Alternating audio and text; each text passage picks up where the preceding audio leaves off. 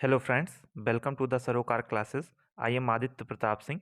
Friend, आज हम लोग द हिंदू पूरा न्यूज़पेपर एनालिसिस करेंगे। उसमें जो एडिटोरियल आता है उसको भी डिस्कस करेंगे और जो न्यूज़ सेक्शन आता है उसको भी डिस्कस करेंगे।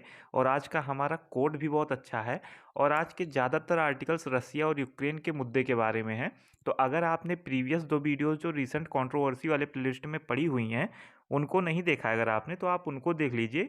आपको पूरा मुद्दा क्लियर हो जाएगा। वार चल क्यों रहा है, वार कैसे चल रहा है, वार हो क्यों रहा है, किस तरीके से हो रहा है, सिचुएशन क्या बनी हुई है, यूनाइटेड नेशन क्या होता है, नेटो क्या होता है, सब कुछ पूरा मुद्दा आपको उसमें क्लियर हो जाएगा। लेकिन आप उससे इससे पहले वो दोनों वीडियो जाके देख लीजिए। जो दूसरी वाली वीडियो है यूक्रेन और रसिया के बीच में युद्ध शुरू, उसमें आप देखेंगे उसमें आपको पूरा वीडियो भी दिखाया गया है किस तरीके से सिचुएशन बनी हुई है। तो इस तरीके से और हम इसमें भी बहुत ही हद तक डिस्कस कर लेंगे मुद्दा क्या है, ठीक है। तो चलिए आज का मोटिवेशनल कोट देखते हैं। आज का मोटिवेशनल कोट एक वीडियो है फ्रेंड, बहुत ही सीरियस होकर देखिएगा, क्योंकि इसमें बताया गया है कि मीन्स क्या होता है। जैसे हम लोग बोलते हैं ना कि बूंद बूंद से घड़ा भरता है, तो उसी तरीके से अगर हम लोग एक साथ आते हैं, जैसे आपकी 5 उँगलियाँ होती हैं, 5 उँगलियाँ जब आप एक साथ कर लेते हो तो आपकी एक मुट्ठी बन जाती है। अगर आप एक उँगली से किसी को मारोगे तो उतना चोट नहीं लगेगा जितना आप मुट्ठी से मारोगे तो किसी को चोट लगेगा। तो इसी के बारे में इस वीडियो में डिस्कस किया गया है कि अगर कि मान लीजिए आपका कोई फ्रेंड है, वो बहुत ही गरीब है, तो आप उसकी जितनी मदद कर पाते हैं आप उसकी उतनी मदद करिए, जैसे सरोकार क्लासेस कर रहा है। सरोकार क्लासेस बिना किसी स्वार्थ के आप लोगों की मदद कर रहा है और मेहनत करके हम लोग आपको वीडियो प्रोवाइड कराते हैं। तो आप लोग भी अपना फीडबैक जरूर प्रोवाइड कराया करिए। तो चलिए देखते हैं आज का मोटिवेशनल वीडियो।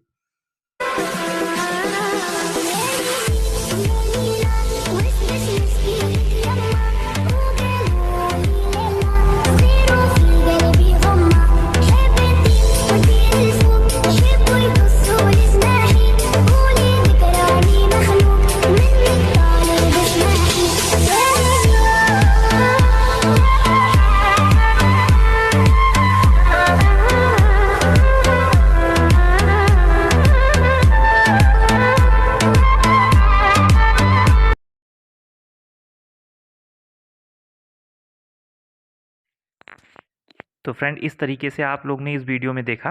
क्या देखा आप लोग ने कि पहले एक बच्चा होता है, उसके टिफ़िन में खाना नहीं होता है। फिर वो जाता है पानी पी के अपना पेट भर लेता है। फिर जब वो वापस आता है तो उसके जो सारे क्लासमेट्स होते हैं वो उसके टिफ़िन में खाना अपना अपना थोड़ा थोड़ा रखते हैं। तो इस तरीके से उसकी पूरी टिफ़िन भर जाती है। तो इस तरीके से आप लोग कह सकते हैं बूंद बूंद से घड़ा भरता है। और अगर एक आदमी का साथ अगर एक आदमी दे तो एक एक आदमी से गिनते हुए लाखों लोग उसका साथ देने लगते हैं। तो इस तरीके से आप लेके सिचुएशन चल सकते हो। फ्रेंड, ये तीनों आर्टिकल किसके बारे में बात कर रहा है? पूरा यूक्रेन और रसिया के बारे में मुद्दा छाया हुआ है। ये इंडिया और श्रीलंका के बारे में है। ये वाला फ्रेंड एक अलग आर्टिकल है जो कि ग्राउंड जीरो आता है सैटरडे को, लेकिन इंपॉर्टेंट है तो डिस्कस करेंगे। ये सिल्वर लाइन प्रोजेक्ट के बारे में है जो कि वेस्टर्न घाट में बन रहा है, ठीक है। इसमें फ्रेंड फिर से 22 फिशरमैन्स को हमारे श्रीलंका द्वारा पकड़ लिया गया है, ठीक है।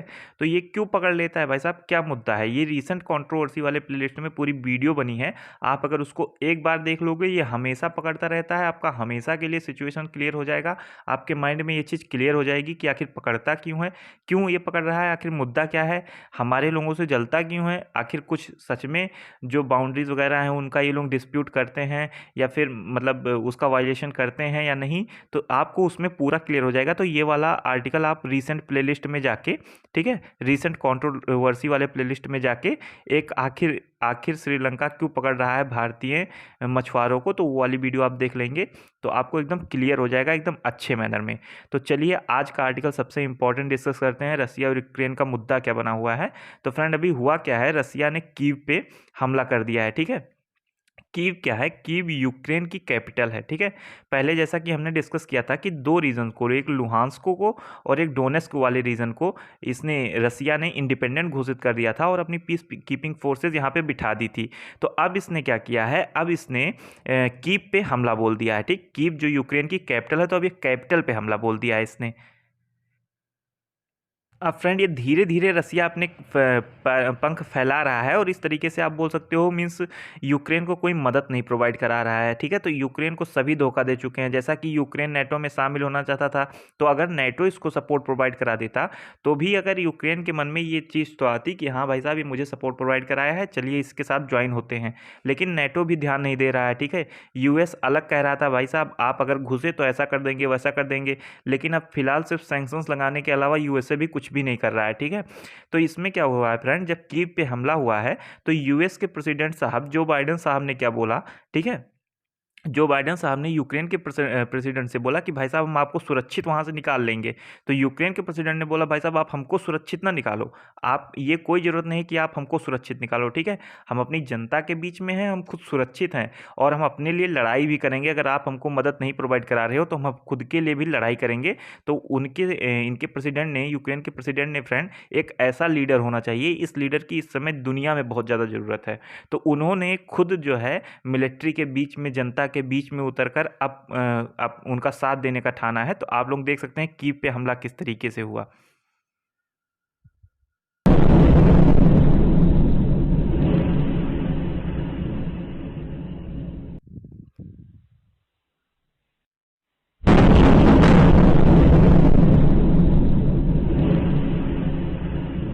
तो ये फ्रेंड मैंने एक ट्विटर से लिया है। ठीक है, मैंने ये वीडियो जो है ट्विटर से ली रखी है। तो इसमें ट्विटर में एक आदमी ने ट्वीट किया था कि मेरा घर कीव में है और ऐसी सिचुएशन बनी हुई है, तो मैंने ये वीडियो वहाँ से उठाया है। तो अब देखिए फ्रेंड क्या किया रसिया ने। ठीक है, रसिया ने पहले क्या हुआ, रसिया पहले, ये यूक्रेन है तो रसिया के यहाँ पे दो रीजन थे, एक लुहांस्क वाला ऊपर था, डोनेस्क वाला नीचे था। इसको इसने इंडिपेंडेंट घोषित करके पीस कीपिंग फोर्सेज यहाँ पे बिठा दी। बेलारूस इसका पहले से मित्र है भाई साहब, यहाँ पे इसकी फोर्सेस थी ही।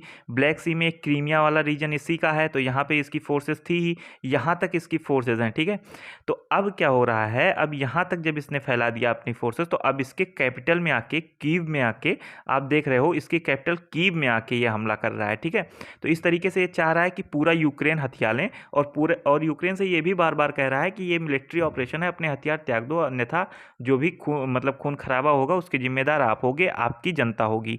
तो अब देखिए क्या हुआ है फ्रेंड। अब फ्रेंड चलिए देखते हैं कि ये देखिए, अब ये वीडियो मैं आपको दिखाऊंगा। इसमें जो यूक्रेन के प्रेसिडेंट हैं, प्राइम मिनिस्टर हैं, सारे जो आर्मी के कमांडर हैं, सभी एक साथ आ गए हैं और अब अपने जनता के बीच में उतर गए हैं, अपने जनता को भी वेपन्स प्रोवाइड करा रहे हैं और ट्रेनिंग दे रहे हैं कि आखिर सिचुएशन अगर ऐसी आ जा रही है कि आपको अपने आप को सुरक्षित करना है तो आप किस तरीके से करो। तो ये सारी ट्रेनिंग और सारा कुछ इनके द्वारा अपनी सिटीजन्स को भी प्रोवाइड कराया जा रहा है और इनके द्वारा एक बहुत ही अच्छा कदम उठाया गया है। वो क्या कदम उठाया गया है कि 60 साल से जो नीचे हैं वो देश छोड़ के नहीं जा सकते। मीन्स जो 60 साल से नीचे हैं वो यूक्रेन को छोड़ के नहीं जाएंगे, केवल 60 साल से ऊपर जो है बुजुर्ग हैं वो देश छोड़ के जा सकते हैं। तो इस तरीके से इनके कहने का मतलब है जितनी ज़्यादा यंग फोर्स हमारे यहाँ रहेगी उतने ही ज़्यादा हम लोग रसिया को टैकल करने में सक्षम हो पाएंगे। तो चलिए वीडियो आप देखिए इनकी, फिर आपको समझ में आएगा पूरा मुद्दा चल क्या रहा है। Good evening, everyone.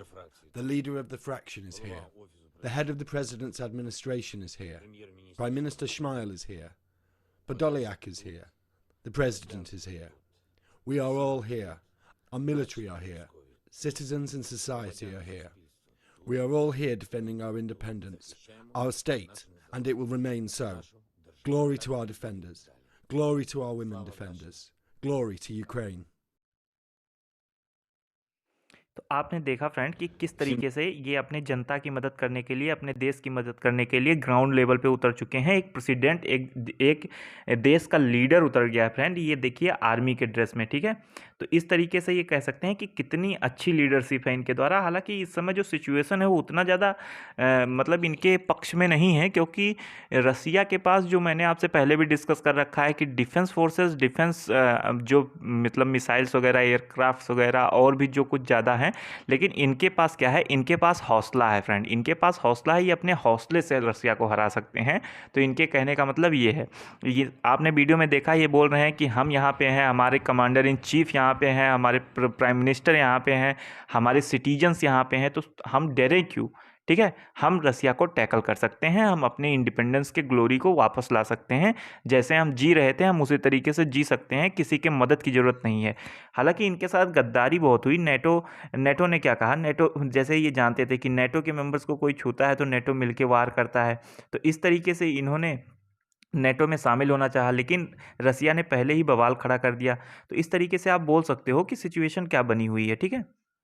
तो इस तरीके से आप कह सकते हो सिचुएशन क्या बनी हुई है। और दूसरी बात ये है फ्रेंड कि जैसे नेटो ने साथ नहीं दिया तो यूएस ने भी इनका साथ नहीं दिया, तो ये बोल रहे हैं भाई साहब तुम लोग ने धोखा तो बहुत करारा दिया है हमको, और ये चीज़ आने वाली जनरेशन पढ़ेगी कि भाई साहब कैसे हम लोग को धोखा मिला है, तो हम लोग अब खुद लड़ेंगे, चाहे जीतें चाहे हारें। हालांकि अगर हार भी गए फ्रेंड तो मुझे बहुत अच्छा लगा कि इनके लीडर इतने सपोर्टिव हैं, इतने ज़्यादा सपोर्टिव लीडर मीन्स बहुत ही अच्छे। एक तो मैंने एक रील में देखा था फ्रेंड, कनाडा के जो थे लीडर उनके द्वारा भी ऐसा ही होता है फ्रेंड कि वो नॉर्मल रहते हैं, जनरल रहते हैं। हालांकि सभी ऐसा नहीं रह पाते नॉर्मल, तो इसी तरीके से बहुत अच्छा चीज़ लगा, तो मैं सोचा आपसे डिस्कस हो जाए। तो अब रसिया का अगला मुद्दा ये भी है फ्रेंड कि जैसे अभी उसने क्या किया, अभी उसने यूक्रेन, जो कि यूक्रेन है ये अभी नेटो का मेंबर बना भी नहीं, कि इसके कैपिटल पे, 2 रीजन्स पे इसने कब्जा कर लिया, ठीक। तो अब इसका अगला क्या है, अगला इसका है लुथानिया, ठीक। अगला इसका मतलब जो होगा टारगेट वो होगा लुथानिया। लुथानिया ऐसा बोल रहा है, ठीक है। और लुथानिया अपने यहाँ जो है उसने इमरजेंसी भी लगा दी है। ये है रसिया, ये है लुथानिया, इसके बीच में केवल बेलारूस आता है। और ये सारी कंट्रीज़ जो हैं ये मीन्स आप बोल सकते हो कि इस समय नेटो के मेंबर्स भी हैं, ठीक है। तो अब बेलारूस इसका दोस्त है भी, तो रसिया भाई साहब इनको भी अब कब्जा करने के लिए सोच रहा है। लुथानिया ऐसा बोल रहा है, इसलिए लुथानिया में इमरजेंसी लग चुकी है। और जो ये वाला रीजन आप देख रहे हो फ्रेंड, यहाँ पे ये 1 सेकंड मैं आपको थोड़ा क्लियर करके दिखाता हूँ। ये वाला फ्रेंड, ये लुथानिया हो गया, ठीक है। 1 सेकंड, ये लुथानिया हो गया, ठीक है। और ये वाला जो रीजन है ये रसिया के कंट्रोल में है इस समय, तो रसिया यहाँ पे भी आ गया ना, तो अब इस तरीके से ये लुथानिया पे भी कब्जा कर सकता है। तो इसलिए लुथानिया भी कंसर्न जता रहा है और अपने यहाँ इमरजेंसी ऑलरेडी लगा चुका है। तो अब आप बोल रहे हो क्या, आप देखिए आगे एक न्यूज़ थी, मैं आप लोगों को दिखाता हूँ। ये फ्रेंड, ठीक है, ये 470 स्टूडेंट्स हमारे यहाँ के, जबकि यूक्रेन में हमारे यहाँ के करीबन 20,000 बच्चे हैं, लेकिन उसमें से 470 बच्चे डर के नाते भाग गए हैं रोमानिया में। अब रोमानिया कहाँ है ये भी मैप में दिखाऊंगा, लेकिन पहले आप देखो। और दूसरी बात ये भी है कि इस सिचुएशन से हम लोगों को सीखने की ज़रूरत है फ्रेंड। जैसे आज यूक्रेन खुद लड़ रहा है, उसका साथ कोई नहीं दे रहा है पूरे विश्व में, यहाँ तक कि यूनाइटेड नेशन सिक्योरिटी काउंसिल में हम लोग आगे डिस्कस करेंगे, इंडिया ने वोटिंग से अब्सटेन कर लिया है, इस मामले से अपने आप को सुरक्षित बचा लिया है इंडिया ने बोला हम इस पर कुछ भी नहीं बोलेंगे, सिर्फ इसका एक ही उपाय है, एक ही चारा है कि दोनों आपस में बातचीत करके जो मीन्स इन दोनों के बीच के डिफरेंसेस हैं उनको हटा के सिचुएशन को आगे बढ़ाया जाए, ठीक है।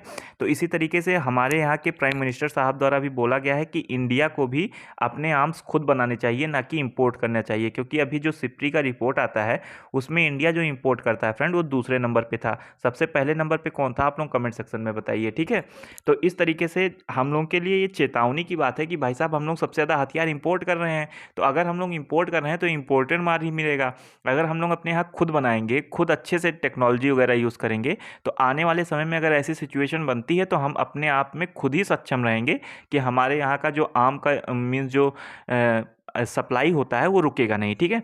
तो ये 470 बच्चे हमारे यहाँ के रोमानिया में जा चुके हैं। तो ये चलिए अब आगे देखते हैं न्यूज़। रोमानिया कहाँ है फ्रेंड, रोमानिया आप देख रहे होगे ये यहाँ पे है, ठीक है। यूक्रेन से ये लोग रोमानिया में चले आए हैं 470 स्टूडेंट। तो मैंने आपसे पहले भी डिस्कस किया था कि इधर सारी रसिया का कब्जा है, तो भाग सकते हैं तो इधर भाग सकते हैं, कोई मदद प्रोवाइड करा सकता है तो इधर से करा सकता है, ठीक है। तो यही एक रीज़न बचा हुआ है जहाँ से इनको मदद प्रोवाइड कराया जा सकता है या भाग सकते हैं ये लोग मतलब थोड़ा दूसरे नेबरिंग कंट्रीज़ में जा सकते हैं। तो नेबरिंग कंट्रीज़ में जाएंगे तो जो नेटो के मेंबर्स हैं उनके लिए आर्टिकल 4 बात करता है नेटो का, और नेटो का आर्टिकल 5 बात करता है कि भाई साहब मिलिट्री सपोर्ट देके किसी कंट्री को किस तरीके से बचाया जाए।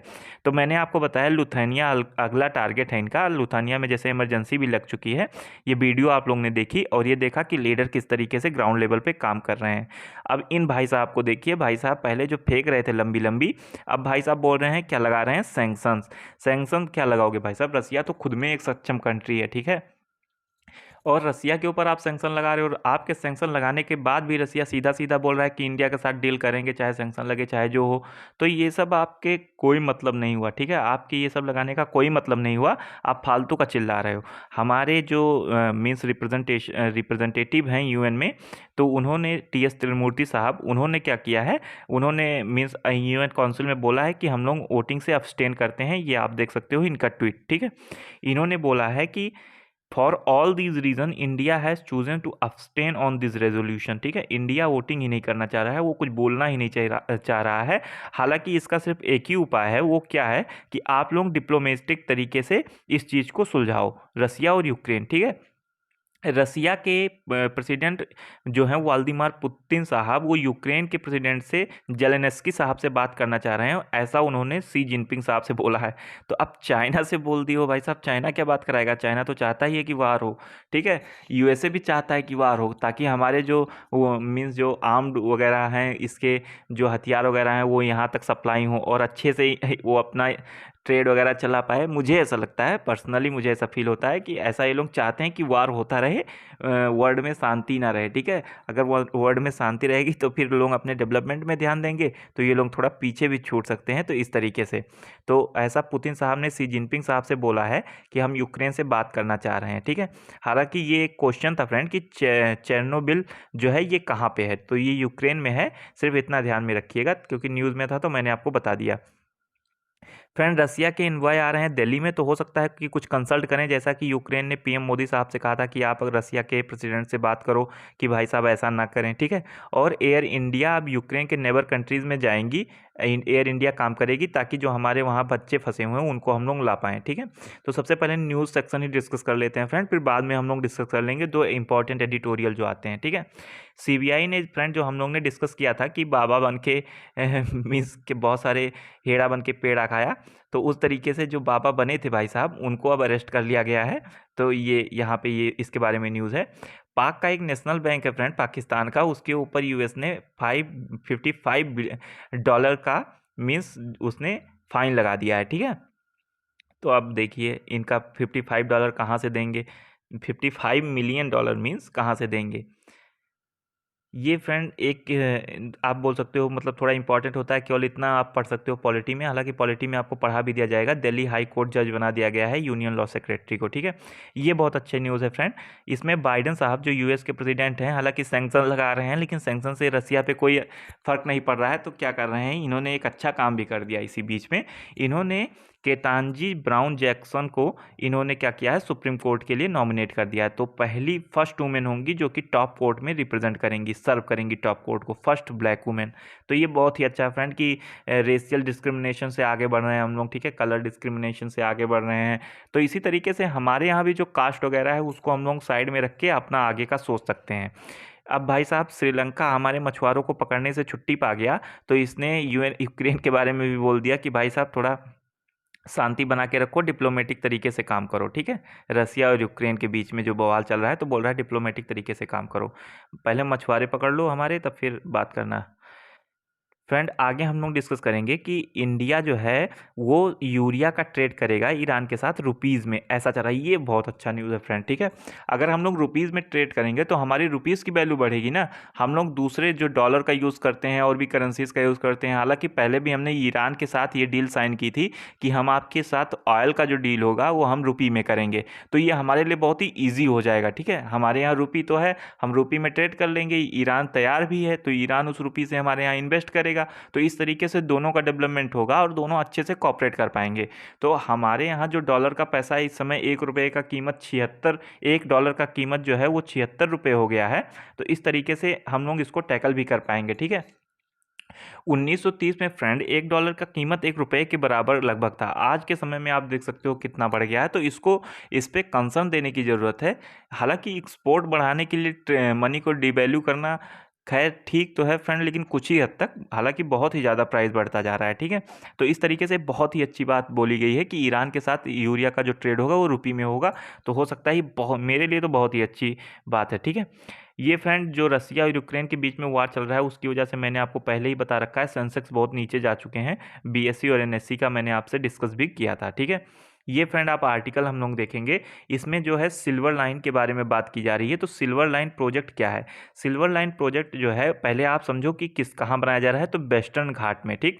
अब वेस्टर्न घाट और ईस्टर्न घाट क्या है, ये दोनों जो हमारे कोस्टल एरियाज़ हैं, यहाँ पे कुछ उठे हुए एरियाज़ हैं। तो ये जो वेस्टर्न घाट है, ये थोड़ा डेंसली फॉरेस्टेड एरिया है। तो इसी के बारे में हम लोग डिस्कस करेंगे आगे।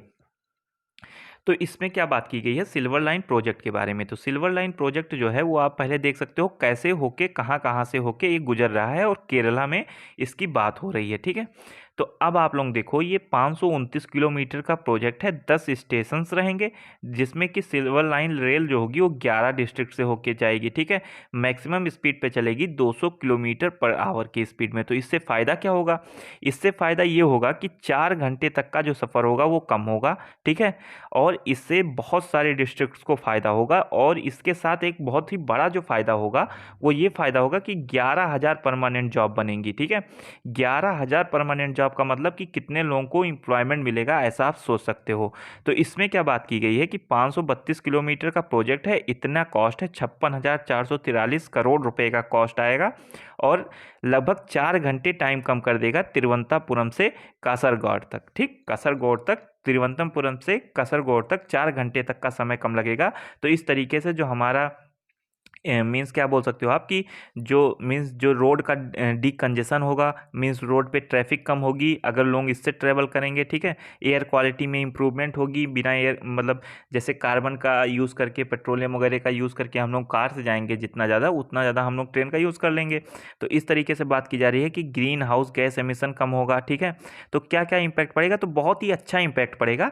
तो ये था सिल्वर लाइन प्रोजेक्ट। तो आपसे क्वेश्चन पूछ ले तो बात कर लीजिएगा आप, ठीक, आप बता सकते हो। तो अब इसके चलते मुद्दा क्या उठा है? इसके चलते मुद्दा ये उठा है कि जो 2 कमिटीज़ बनी थी, एक गडगिल कमेटी बनी थी और एक कस्तूरी रंगन कमेटी बनी थी। तो ये गडगिल कमेटी ने क्या कहा था कि जो वेस्टर्न घाट वाला रीजन है उसको इकोलॉजिकल एक सेंसिटिव एरिया डिक्लेयर कर दो, लेकिन कस्तूरी रंगन ने कहा केवल 37% एरिया मतलब डिक्लेयर करो इकोलॉजिकल सेंसिटिव एरिया, बाकी एरिया को आप ऐसा डिस्कस ना कर, मतलब इसको डिक्लेयर ना करो, ठीक।